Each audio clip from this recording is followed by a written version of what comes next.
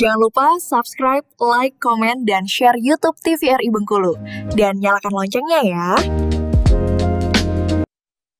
Kembali lagi dalam acara Mutiara Kolbu, spesial tanya jawab dunia akhirat, dan tema kita pada hari ini adalah hidup sekali harus ikut Nabi. Jadi yang menjadi objek kita adalah Nabi Muhammad SAW sebagai uswah, contoh yang baik dalam kehidupan kita. Tadi kita sudah membahas bagaimana Nabi menjadi contoh dalam keluarga, bagaimana Nabi menjadi contoh dalam sebagai seorang kepala pemerintahan. Nah, dan terakhir tadi Ustadz menyampaikan hadis sallu kama ra'aitumuni usalli. Apakah hadis ini kita paham secara tekstual atau secara kontekstual, istilahnya ada makna tersurat atau juga ada yang tersirat nih Ustadz? Dua-duanya. Ini menunjukkan bahwa Nabi itu nggak sekedar nyuruh. Kan banyak orang itu hanya nyuruh, tapi dia sendiri nggak melakukan.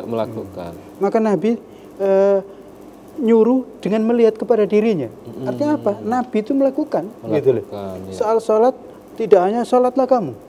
Maka Nabi menyuruh, sholatlah kamu sebagaimana kamu melihat aku sholat. Ya. Jadi kan artinya apa? Nabi sholat. Bahkan sholat Nabi itu ya cenderung kalau kita mau mencontoh secara keseluruhan nggak akan mampu. Nggak mampu, gitu. Nggak mampu kita. Karena apa? Ummu Aisyah itu meriwayatkan sampai tanya, ya Rasulullah, bukankah dosa-dosa Anda sudah diampunin dan Anda pasti masuk surga? Kenapa sholat kok sampai begini? Sholat itu kaki Nabi sampai bengkak. Gitu. Sampai bengkak. Gitu. Ya, seperti itu. Dan juga kalau sholat kan beliau sangat bagus sekali. Gitu. Nggak kayak kita ngejar kapan selesainya kan. Gitu. Nah, ini menunjukkan bahwa Nabi itu qudwah. Nah, disinilah yang barangkali kita bisa melihat banyak orang itu hanya bisa nyuruh. Dan beliau, Nabi itu atasan ya. Iya benar. Atasan. Tapi tidak sekedar menyuruh. Nabi itu menjadi contoh. Salat menjadi contoh, lalu kemudian dalam kehidupan suami istri menjadi contoh, dalam persahabatan menjadi contoh, dalam kehidupan makan minum juga menjadi contoh. Nabi itu orang paling sederhana. Padahal kalau mewah-mewahan bisa juga. Bisa kan? Juga. Nah, hari ini kan tidak. Orang itu kan banyak, atau pejabat itu banyak, orang-orang sedang di atas itu kan nyuruh hidup sederhana kan. Tetapi dia sendiri itu makannya bermewah-mewah. Di hotel berbintang 5. Satu piring bisa di atas 1 juta. Ya kan? Gimana rakyat disuruh hidup sederhana? Rakyat disuruh nggak apa-apa lah, gaji dikit nggak apa-apa gitu. Tapi kalau yang di atas kan gajinya naik terus gitu. Nah, di sini. Nah, maka Nabi itu menjadi contoh uswah secara menyeluruh. Dan ini nanti akan kita tunjukkan, kita nggak akan bisa nyontoh Nabi secara sempurna ya. Iya. Maka kita harus cerdas. Contohlah Nabi di hal-hal yang wajib. Benar. Yang wajib. Lalu kemudian contoh Nabi di hal-hal yang sunnah, muakkadah. Masih mampu, contoh lagi Nabi di hal-hal yang sunnah biasa. Gitu. Jangan sampai keliru. Gitu. Yang wajib nggak kita contoh, nggak kita ikutin. Yang sunnah kita ikuti, nanti kebalik. Apalagi cenderung sekarang yang terjadi itu, dan itu sudah disinyalir oleh Nabi, yang diperintahkan tidak dilakukan, yang dikasih contoh oleh Nabi nggak dilakukan. Sementara yang tidak dikasih contoh, yang tidak ada perintah malah dilakukan. Itu kan kebalik. Di situ. Maka hendaknya waspada. Iya, baik, sangat menarik. Jadi yang diberikan contoh tidak dilakukan, justru yang tidak diberikan contoh dilakukan. Nah, baik Ustaz. Jadi kan diantaranya salah satu kita menjadikan Nabi sebagai role model, uswatun hasanah tadi, diantaranya ada sifat-sifatnya nih Ustaz. Kini perlu kita bahas karena sekarang diantara sifat Nabi itu kan ada sidik, ya, amanah, atau nah kita bahas sidik aja dulu. Jadi sidik ini kan jujur. Sekarang kan mungkin kita agak sedikit susah mencari kejujuran. Bagaimana kejujuran yang dipraktekkan oleh Nabi pada saat itu? Luar biasa.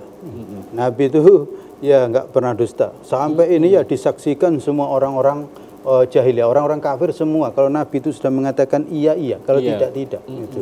Dan diantaranya adalah Nabi pernah mengumpulkan semua masyarakat lalu mengatakan, andaikan aku mengatakan di gunung sana itu ada yang sedang menyerbu kita semuanya, apakah kalian percaya? Mereka mengatakan percaya karena kamu nggak pernah dusta. Sampai begitu. Termasuk sebelum Nabi menjadi Nabi.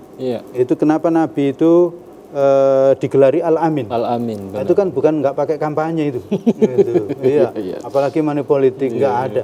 Lalu kemudian Nabi dipercaya untuk meletakkan Hajar Aswad ketika mereka sedang berselisih. Oh iya. Gitu. Ini salah satu tadi menarik ya. Jadi ketika ada persisihan antara dua kaum ya untuk meletakkan Hajar Aswad tadi, di sini mungkin menunjukkan sifat Nabi kalau Nabi itu cerdas. Ya salah satunya. Ini gimana nih Zat? Berkaitan ini Zat? Ya, ini cerdas, tapi sebelumnya lagi saya tunjukkan kejujuran Nabi itu. Orang-orang zaman jahiliyah itu di saat itu nggak ada percaya kepada orang lain. Karena mereka tahu. Mereka tahu semuanya ya. nggak jujur. Gitu. Benar. Tapi rata-rata mereka itu menitipkan barang yang berharga itu kepada Nabi Muhammad Sallallahu Alaihi Wasallam sebelum jadi Nabi dan saat beliau jadi Nabi. Padahal mereka tidak mau beriman kepada Nabi. Coba barangkali. Jadi Nabi itu dipercaya menjadi tempat penitipan barang-barang orang-orang kafir Quraisy. Nabi itu amanah. Amanah. Dan ketika Nabi hijrah, sebelum Nabi pergi, padahal Nabi itu kan keluar rumah itu kan mau dibunuh itu. Mau dibunuh benar. Tapi Nabi menyempatkan diri untuk bilang kepada Ali, berwasiat, Ali, gitu. Nanti saya pergi. Ini barang milik fulan, milik fulan, milik fulan. Tolong kembalikan. Coba bayangkan. Masya Allah. Orang mau dibunuh tapi masih memesan barang ini dan kemungkinan yang punya barang ini orang yang sedang di luar mau membunuhnya. Tapi tidak diembatnya. Ini barang ini, ya kan? Bayangkan dengan orang yang korupsi sekarang. Ya kan? Ini sama sekali tidak diambil karena ini bukan, meskipun ini milik orang kafir. Dan itulah keteladanan Nabi Muhammad sallallahu alaihi wasallam. Meskipun milik orang kafir, itu tetap nggak boleh kita mengambilnya, kecuali di medan perang. Ini ini kejujuran Nabi sampai seperti ini. Apalagi ngambil milik orang, makan milik orang meskipun sedikit. Gitu. Yang tadi kecerdasan Nabi tadi ya. Iya, kecerdasan Nabi, masya Allah. Saat orang itu pada berselisih karena ingin menonjolkan kesukuannya dirinya, maka mereka yang berebut lebih berhak. Ya, kami yang akan mengangkat Hajar Aswad itu. Tapi kemudian mereka pilih, baik kita minta Muhammad sebagai penengah. Maka Nabi Muhammad dengan enteng saja. Sorbannya dibentang, ya kan? Benar. Lalu kemudian Hajar Aswad ditaruh di atas sorbannya, lalu kemudian masing-masing suku disuruh ngangkatnya. Jadi apa artinya? Semuanya berperan. Tidak ada yang disepelekan oleh Nabi Muhammad sallallahu alaihi wasallam. Itu Nabi. Zaman sekarang kan enggak. Zaman sekarang itu kemarin nggak milih saya dia itu. Langsung digitukan. Jadi Nabi Muhammad tidak ngangkat semuanya itu. Jadi ini luar biasa paripurnanya Nabi Muhammad SAW, selain jujur, amanah, fatona, dia Nabi Muhammad juga cerdas, masya Allah. Jadi wajar Ustaz ya, maka tadi menempatkan posisi Nabi Muhammad itu sebagai orang yang nomor satu paling berpengaruh di dunia. Jadi kita kembali lagi nih Ustaz. Jadi tadi kan kita kembali kepada ini, hidup sekali harus ikut Nabi Muhammad SAW. Nah, ketika di dunia ini kan kita banyak dianjurkan untuk banyak bersolawat. Nah, jadi ini kan kita hidup sekali harus ikut Nabi. Ya, diantaranya banyak. Ini apa Ustaz? Urgensinya, pentingnya banyak bersolawat ini. Iya. Ini perintah Allah bersolawat kepada Nabi. Gimana itu? Innallaha wa malaikatahu yusholluna 'alan nabi.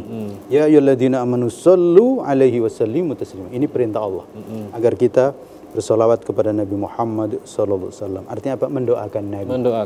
Nabi. Artinya apa? Ini Nabi Muhammad SAW adalah ya manusia biasa. Manusia biasa. Jadi Nabi Muhammad dengan segudang keistimewaannya tadi itu, tetap Nabi Muhammad itu manusia biasa. Dan karena manusia biasa itulah, maka kita tidak ada alasan nggak bisa nyontoh Nabi. Gitu. Karena beliau itu manusia biasa. Dan ketika ya dulu dan juga sekarang, ketika Nabi sudah meninggal dunia, maka hubungan kita itu dengan sholawat kepada Nabi Muhammad. Saya jadi teringat ini ada burda itu mengatakan Muhammadun basyarun lakal basyari. Ini seperti apa? Tentu akan kita lanjutkan setelah jeda pariwara berikut ini, tetap di Mutiara Qalbu.